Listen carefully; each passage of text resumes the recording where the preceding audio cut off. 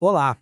Hoje a gente vai explorar um conceito da Kabbalah que é, sinceramente, fascinante. A ideia de que a alma tem 5 níveis. É como se fosse uma jornada, sabe? Do nosso lado mais físico até a nossa essência mais divina. E para a gente começar a entender essa ideia, a tradição nos dá uma metáfora muito poderosa, que vem lá de Provérbios. A chama de Deus é a alma do homem. Pensa só numa vela. A chama está sempre tentando subir, né? Ela quer se soltar do pavio, da cera, ela quer ir para cima. Então, essa imagem cria uma tensão que é basicamente a definição da experiência humana. A nossa alma, igualzinha à chama, quer subir, quer se conectar com o divino. Mas o nosso corpo, que seria o pavio, segura a gente aqui no mundo material. E o grande lance, a beleza toda da nossa jornada é justamente achar um equilíbrio, uma harmonia no meio disso tudo. Bom, para a gente conseguir essa harmonia, o primeiro passo é entender que existem duas, digamos, naturezas fundamentais dentro de cada um de nós. De um lado, tem o que eles chamam de alma animal. É ela que nos liga ao mundo físico, sabe? Nossos instintos, nossas vontades, nossos impulsos. E do outro lado, a gente tem a alma divina. Essa é descrita como se fosse uma faísca, uma centelha da essência de Deus mesmo, um sopro divino que está ali para nos guiar para algo maior. E é aqui que a coisa fica interessante de verdade, porque essa tal de alma divina não é uma coisa única, fechada. Na verdade, ela é feita de 5 níveis diferentes. Pensa nisso como se fosse uma escada de consciência, onde cada degrau que a gente sobe nos deixa um pouquinho mais perto da nossa origem, da nossa fonte. Ok, então vamos olhar para essa escada. Na base, a gente tem Nefesh, que tem tudo a ver com a ação. Subindo, a gente encontra Ruach, que é o nível da emoção.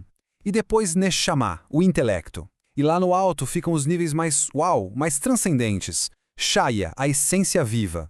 E no topo de tudo, Yeshida, a essência única. Cada um desses é um jeito diferente de viver a realidade e de se conectar com o divino. Então, bora começar a subir essa escada. Vamos focar primeiro nos 3 degraus de baixo, porque eles estão ligados a coisas que a gente conhece muito bem no dia a dia. Aquilo que a gente faz, o que a gente sente e o que a gente pensa. Lá na base, então, está o Nefesh. Esse é o nível mais básico da nossa consciência. É a força vital mesmo, o que anima o nosso corpo. É aquela percepção fundamental do mundo físico. É o nosso estar aqui, sabe? Viver o agora através dos sentidos. E nesse nível, a espiritualidade acontece como? Através da ação concreta. A ideia é alinhar o que a gente faz no mundo com um propósito maior. A Kabbalah chama isso de aceitar o jugo do céu, que é basicamente viver de acordo com os mandamentos. É a espiritualidade na prática, no fazer. Resumindo então, Nefesh é tipo a interface da alma com o mundo real, um mundo que a gente pode tocar. É ali que a nossa espiritualidade se torna algo concreto, em cada coisinha que a gente faz. Ok, subir um degrauzinho, a gente chega em Ruach. Aqui a gente já vai além da pura ação física e entra no mundo do espírito, da emoção. É aqui que moram nossos sentimentos, nossas paixões, tudo aquilo que a gente aspira. O foco aqui muda completamente. Sai da ação externa e vai para o que chamam de trabalho do coração. A prática espiritual em Ruach é sobre despertar emoções profundas, como amor e reverência a Deus. Mas não por obrigação, de jeito nenhum. É algo que nasce de uma contemplação, de olhar para a grandeza do universo e simplesmente sentir. O próximo degrau nos leva ainda mais para dentro. É o Neshama. Se a gente disse que Ruach é o coração, então Neshama é a mente. Aqui, a gente vai além da emoção e entra no campo do intelecto puro, do entendimento, da sabedoria. E uma mente que está vibrando nesse nível, no Neshama, não se satisfaz só em olhar para o mundo. Ela quer entender o que está por trás de tudo, os princípios que regem a existência. O foco aqui é meditar no milagre de que o universo está sendo criado a cada instante. Sabe, é buscar o que é essencial por trás de tudo que é passageiro. E isso leva a uma coisa impressionante. Quando o entendimento chega num nível muito profundo, a conexão espiritual vira algo automático. O amor, a reverência, tudo isso simplesmente brota do intelecto, sem precisar daquele esforço emocional do nível anterior. É um estado que os místicos até têm um nome, Reutadeiba, que seria tipo um êxtase do coração, mas que nasce da mente. Incrível! Bom, agora a gente vai subir ainda mais. Vamos deixar para trás os reinos que a gente até consegue entender, ação, emoção, intelecto, e entrar nos 2 níveis mais altos, mais transcendentes da alma. O primeiro desses lá de cima é o Shaya. A tradução seria algo como essência viva.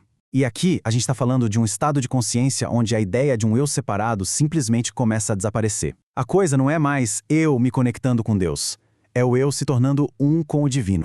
Imagina só, nesse nível, a percepção da realidade muda de uma forma radical. Não existe mais aquela sensação de ser uma identidade separada da fonte de tudo. É descrito como o conhecimento da verdade absoluta das coisas. É uma comunhão que vai muito, mas muito além do que a gente consegue entender no dia a dia.